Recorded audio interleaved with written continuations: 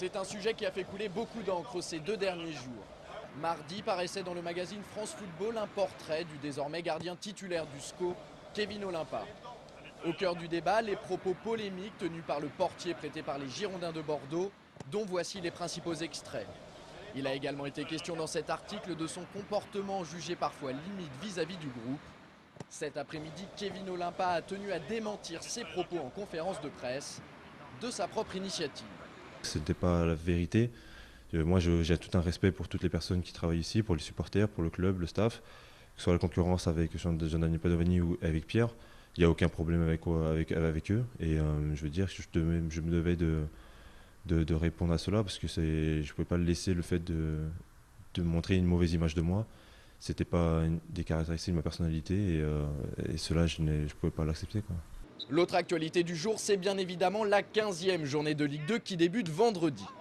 Après 2 semaines de trêve internationale entrecoupées par le 7e tour de la Coupe de France, les Angevins se déplacent à Tours, 8e demain soir, pour un derby de la Loire qui s'annonce très important à l'aube d'une semaine à 3 matchs. En effet, mardi prochain, le SCO reçoit Nîmes avant de se rendre à Laval dans 8 jours. Mais Tours, c'est aussi la première des 5 rencontres au programme des hommes de Jean-Louis Garcia jusqu'à la trêve hivernale.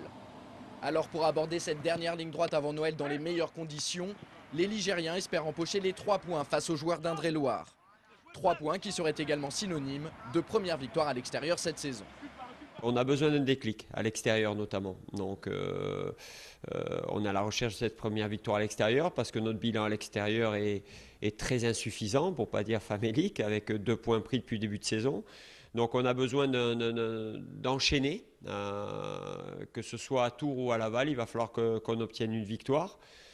Bien sûr, contre Nîmes, il va falloir continuer à s'imposer à domicile, ce qui ne sera pas évident. Mais on joue les matchs les uns après les autres, mais on a quand même notre petite idée sur ce qu'on devrait être capable de faire sur ces 5 matchs avant la trêve. Pour s'imposer en terre tourangelle, les Angevins savent pertinemment ce qu'ils doivent faire. La première chose consiste à museler le meilleur buteur du championnat, Olivier Giroud, déjà auteur de 11 buts. On sait que c'est un très bon joueur, on en parle beaucoup, il a marqué déjà beaucoup de buts. Donc nous, derrière, il va falloir faire certainement un très gros match pour l'empêcher de marquer. La seconde, c'est de ne surtout pas laisser les hommes de Daniel Sanchez s'appuyer sur leur point fort, à savoir le contre.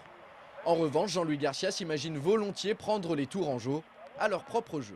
C'est une équipe qui est à l'aise lorsqu'elle a beaucoup d'espace et qu'elle joue le contre. On ne va pas lui proposer la possibilité de jouer dans ce qu'elle préfère. On va essayer de lui réduire au maximum les espaces. Et nous, on a les qualités pour pouvoir faire mal en contre. On jette maintenant un coup d'œil sur la composition de l'équipe du SCO qui devrait débuter la rencontre face à Tours demain soir. La surprise, c'est le retour à un dispositif en 4-3-3. Dans les buts, Jean-Louis Garcia maintient sa confiance à Kevin Olimpa malgré l'incident de cette semaine. En défense, Malik Couturier remplace Karim Djelabi à gauche. Pour le reste, c'est du classique avec Bruno Ekolemanga, Thomas Mieniel et Martin Fall. Au milieu, Prince Onyangé fait sa rentrée aux côtés d'Olivier Auriac et de Michael Stéphan. Philippe Brunel évoluera à gauche et Emmanuel Bourgault à droite. La pointe de l'attaque revient bien entendu à Anthony Modeste.